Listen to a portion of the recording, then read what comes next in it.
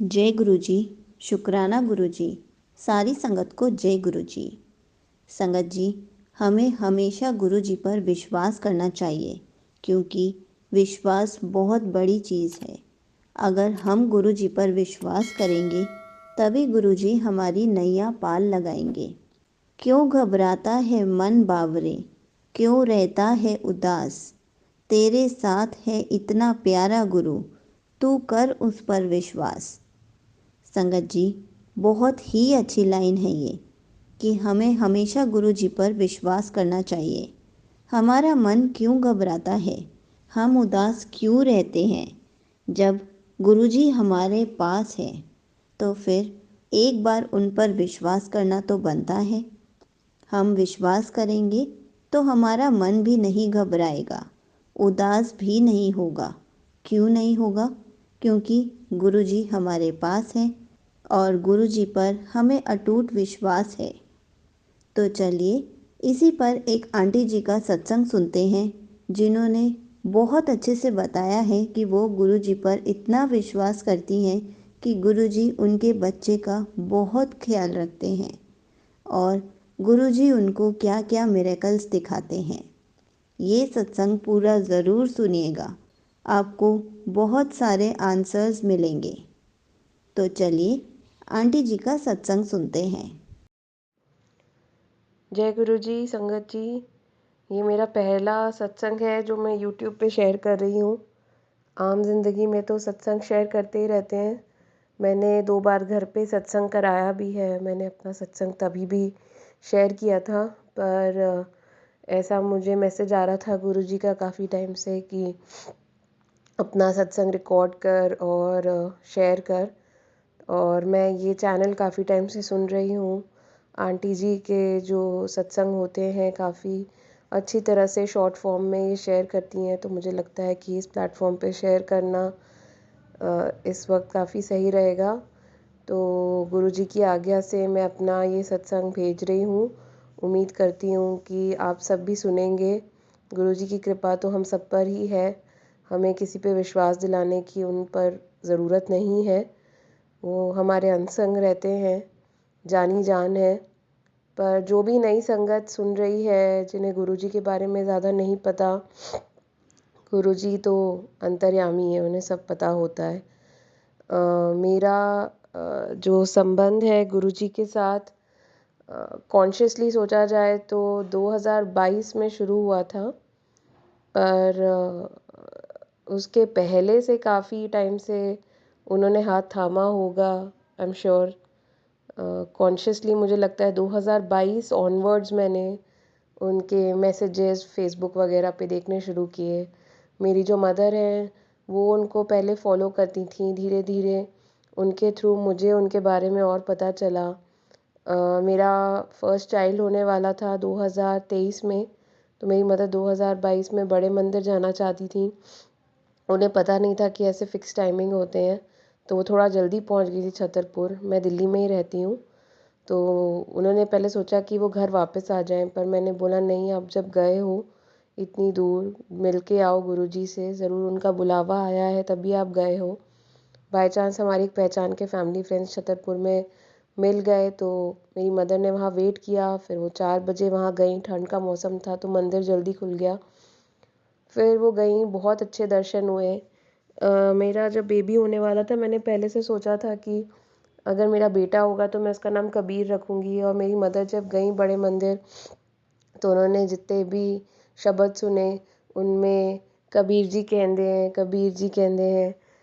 वो तो आपने सुना ही होगा कि गुरबानी में काफ़ी बार आता है। तो ये एक तरह से संकेत था कि इस नाम पर गुरु जी की भी मोहर है। फिर धीरे धीरे जब मेरा बेबी हुआ, 3 मंथ्स में हम उसे बॉम्बे के मंदिर ले गए। फिर कुछ टाइम बाद हम उसे बड़े मंदिर, 6 महीने का जब हुआ तब उसका अन्नप्राशन हमने लंगर प्रसाद से ही किया। उस टाइम मैं अपनी फैमिली के साथ गई थी, पर फिर दिल्ली में मैं और मेरा बेटा रहते हैं, तो मेरा मन था कि मैं दोबारा बड़े मंदिर जाऊं। जिस सुबह मैंने जाना था संडे को, मैं थोड़ी देर के लिए कमरे से दूर गई थी। और जब मैं वापस आई तो मैंने देखा कि मेरा जो बच्चा है तब वो उसने क्रॉल करना शुरू भी नहीं किया था। पर कुछ ऐसे वक्त फिरा कि बच्चा बेड के कोने पे था, वो लिटरली लटका हुआ था, उसका सर बेड पे था और बॉडी लटक रही थी और वो मज़े से सो रहा था। देख के ऐसा ही लगा जैसे गुरुजी का हाथ उसको संभाले हुए है, और कौन हो सकता है घर में उसका ध्यान रखने वाला।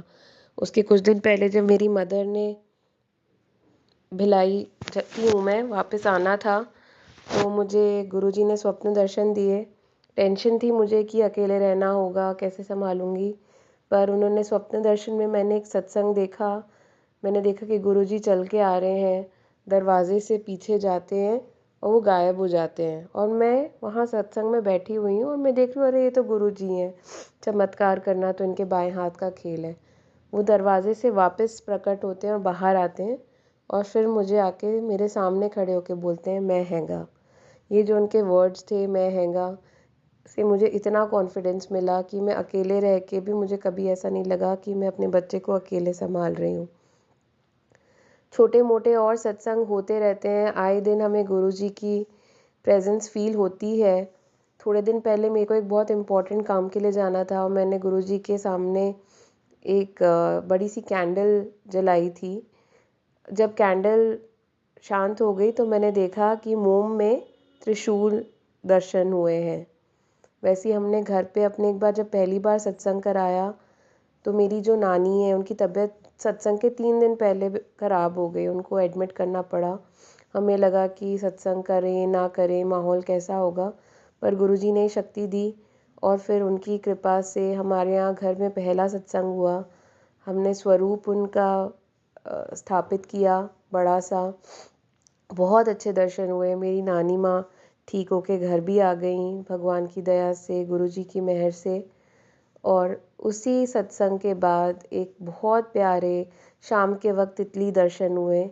तितली पहले नानी के कमरे में गई, उनको ब्लेस किया, फिर वो मेरे बेटे की कुर्सी पर जिस पे वो खाना खाता है उस पे आके बहुत देर बैठी रही और हमें जैसे कह रही हो कि मैं तुम्हारे घर हूँ, तुम्हारे साथ हूँ। जब भी मुझे बड़े मंदिर जाना होता है या कोई भी काम होता है, पता नहीं कहाँ से अकाउंट में पैसे आ ही जाते हैं। ऐसा लगता है जैसे गुरुजी बोल रहे हैं कि जा ऐश कर, तुझे कभी किसी चीज़ की कोई कमी नहीं होगी। मेरी थोड़े दिन पहले मैटरनिटी लीव थी। उम्मीद नहीं थी कि मुझे मिलेगी, क्योंकि मैं कॉन्ट्रैक्ट में काम करती हूँ, तो कॉन्ट्रैक्ट पे जो वर्कर्स होते हैं उनको यूजुअली छुट्टी मिलती नहीं है मैटरनिटी की। बट गुरुजी ने इतनी मेहर दिखाई कि मुझे 6 महीने की पेड मैटरनिटी लीव मिली, फुल पेमेंट के साथ। मैं अपने बेबी का पूरा ध्यान रख पाई और गुरुजी का ही आशीर्वाद रहा। फिर 4 महीने हो गए ज्वाइन करने के बाद, उसके बाद भी मेरा काम ऐसा था, मेरी प्रोफाइल ऐसी थी कि काम इतना कम था पर सैलरी पूरी आती थी और मैं बेबी पे पूरा ध्यान दे पाई। मतलब गुरुजी ने हर रास्ते पे जैसे गुलाबों के पंखुड़ियाँ बिछा दी हों, और कि तुझे किसी चीज़ की कोई तकलीफ़ नहीं होगी। जब मुझे पहली बार हम गए थे अपने बेटे का अन्नप्राशन करने, तो बड़े मंदिर में काफ़ी जल्दी जल्दी में दर्शन हुए, तो ऐसा लगा कि गुरुजी से बातचीत ही नहीं हो पाई।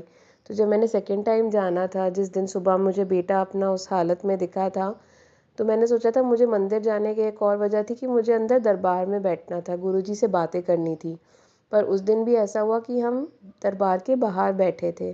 तो मैंने सेवादार अंकल को बोला कि अंकल मुझे अंदर बैठना है। तो चाय प्रसाद देते वक्त उन्होंने बोला, नहीं आंटी आजकल बाहर ही बैठते हैं। मैंने बोला चलो ठीक है, इसी में गुरुजी की मर्ज़ी होगी, ये भी सबसे बढ़िया जगह है। थोड़ी देर बाद जब चाय प्रसाद ख़त्म हो गया तो सेवादार अंकल आए, बोलते हैं आंटी आप अंदर आ जाओ। ऐसा लगा जैसे गुरुजी ने खुद उनको आज्ञा दी हो कि नहीं, उसे अंदर बुलाओ। और फिर जब मैं अंदर गई तो एकदम सामने हम बैठे हुए थे, सामने गुरुजी का स्वरूप था और फर्स्ट रो में मैं बैठी थी, और ऐसा लग रहा था जैसे गुरुजी मुझसे बोल रहे हो कि अब तो खुश है ना, अब नाराज़गी तो नहीं है ना, मिल गई ना तुझे अपने मन की इच्छा, बैठ गई ना तू दरबार पे। और बहुत प्यारे, बहुत अच्छे दर्शन हुए। और उसके बाद से मेरी हमेशा कोशिश रहती है कि मैं और मेरा जो बेटा है, हम हर संडे बड़े मंदिर जाएं। हमारे लिए कैसे बुलावा आता है गुरुजी का कि आओ, ये तेरा मायका है, तू मेरे पास आ। और उसके बाद से तो सिलसिला ऐसा शुरू हो गया है कि गुरुजी के मैसेजेस आते ही रहते हैं। मेरे मन में कोई भी थॉट चल रहा होगा, उसका आंसर गुरुजी के मैसेजेस में अपने आप आ जाता है। मतलब वो साधारण मैसेजेस नहीं होते, मैं कुछ भी सोच रही हूँ, मुश्किल से मुश्किल बात, पता नहीं कहाँ से उससे जुड़ा हुआ जवाब अपने आप गुरुजी सोच लेते हैं। एक बार मेरी मम्मी से अपनी बहस हो रही थी, तो उसी टाइम गुरुजी का मैसेज आया कि पुत्र, बड़ा मंदिर तेरा मायका है और मैं तेरा माँ-प्यो। अब उस वक़्त उस मैसेज का आना जैसा था कि अरे! उन्हें कैसे पता? या मेरी पर्सनल लाइफ़ में भी बहुत बार ऐसा हुआ है कि उन्होंने मन में मेरे कुछ थॉट चल रहा होगा और उनका जो मैसेज आता है वो उसी से जुड़ा हुआ होता है। एक और सत्संग शेयर करती हूँ, मैंने घर पे थोड़े टाइम पहले चाय प्रसाद का भोग लगाना शुरू किया। जिस दिन मेरा पहला दिन था चाय प्रसाद का भोग का, मैंने बेटे को सुला के लिटाया ही था और मैं सामने बैठ के चाय पी रही थी। अक्सर मैं उसके आसपास तकिए लगा देती हूँ कि वो गिर ना जाए, पर उस दिन ऐसा हुआ कि वो बहुत मुश्किल से सोया, तो मैंने सोचा छेड़ती नहीं हूँ, बैठी हूँ सामने, और उसने उसी वक्त करवट ले ली। डिस्टेंस कम था, पर मैं इतना भी नहीं भाग पाई कि उसको फटाक से रोक सकूँ, और मेरे हाथ से चाय प्रसाद छलक गई। मैं बहुत घबरा गई कि पता नहीं बच्चे को कितनी चोट लगी होगी। वो बहुत रोया, पर उसको गुरुजी की कृपा से बिल्कुल भी तकलीफ़ नहीं हुई। ऐसा लगा जैसे चाय प्रसाद ने सारी तकलीफ़ अपने ऊपर ले ली, और मैंने गुरुजी का इतना शुक्र मनाया कि आज पहली बार मैं चाय भोग लगा रही थी चाय प्रसाद का, और आपने हमारा सारा कष्ट दूर कर दिया।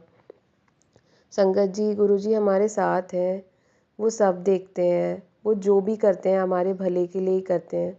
उस वक़्त शायद हमें समझ ना आए कि ये सब क्यों हो रहा है या इसका क्या वजह है, पर वो हमारे बारे में सब सोचते हैं, वो हमारा फ्यूचर प्लान कर चुके हैं, तो हमें उनकी बात पे विश्वास रखना होगा। मेरी लाइफ़ में और एक बहुत इम्पोर्टेंट डिसीजन लेना था, जिसको मुझे काफ़ी टेंशन थी, लूँ नहीं लूँ, बट गुरुजी का 2023 में जब जन्मदिन था, 22 में, मुझे उसका जवाब मिल गया, और गुरुजी ने उसी दिन संकेत दिया कि नहीं, तू सोच मत और आगे बढ़। तो अगर हम अपना विश्वास गुरुजी पे कभी ना डगमगाने दें, हम अंधविश्वास से उनके दिखाए हुए रास्ते पे चलें, हमें किसी की कोई ज़रूरत नहीं है। वो हमारे साथ हैं, तो हम कभी भी अकेले नहीं हैं। इन्हीं छोटे छोटे सत्संग के साथ मैं अपनी वाणी को विराम देती हूँ। कोई भूल चूक हुई हो तो माफ़ करिएगा गुरुजी। मेरे लिए तो ये सत्संग भी आप ही करवा रहे थे। अगर कोई और संकेत देंगे तो फ्यूचर में और भी सत्संग शेयर करूँगी। फ़िलहाल के लिए मैं अपना सत्संग यहीं पे समाप्त करती हूँ, आपके मंत्र जाप के साथ। ओम नमः शिवाय, गुरुजी सदा सहाय। ओम नमः शिवाय, शिवजी सदा सहाय। ओम नमः शिवाय, शिवजी सदा सहाय। ओम नमः शिवाय, गुरुजी सदा सहाय। जय गुरुजी, शुक्राना गुरुजी। जय गुरुजी संगत जी। Thank you so much aunty जी, आपका सत्संग बहुत ही अच्छा था। आपका बहुत बहुत शुक्रिया, आपने अपना सत्संग पूरे गुरु परिवार के साथ शेयर किया। आपने बहुत अच्छे से बताया कि आप गुरुजी पर कितना विश्वास करती हैं। गुरुजी आपके बच्चे के अंग संग रहते हैं। आपके बच्चे पर गुरुजी की कितनी ब्लेसिंग्स हैं। गुरुजी उनका बहुत अच्छे से ध्यान रखते हैं। ऐसे ही गुरुजी आपके बच्चे पर अपनी ब्लेसिंग्स हमेशा बनाए रखें। और संगत जी, हमें भी हमेशा गुरुजी पर इतना विश्वास करना चाहिए कि अगर हम अकेले भी हैं तो गुरुजी हमारे अंग संग हैं। हम गुरुजी पर विश्वास करेंगे, गुरुजी हमें और हमारे घर को खुद संभाल लेंगे। गुरुजी के होते हुए हमें किस बात का डर? इसलिए ना ही हमें घबराना है और ना ही उदास होना है। बड़े ही विश्वास से कहना है, हमारे पास हमारे गुरुजी हैं, कुछ नहीं होगा हमें। इससे हमारा कॉन्फिडेंस बढ़ेगा, हमारा गुरुजी के प्रति और विश्वास बढ़ेगा, और गुरुजी हमारा हमेशा ख्याल रखेंगे। जय गुरुजी, शुक्राना गुरुजी।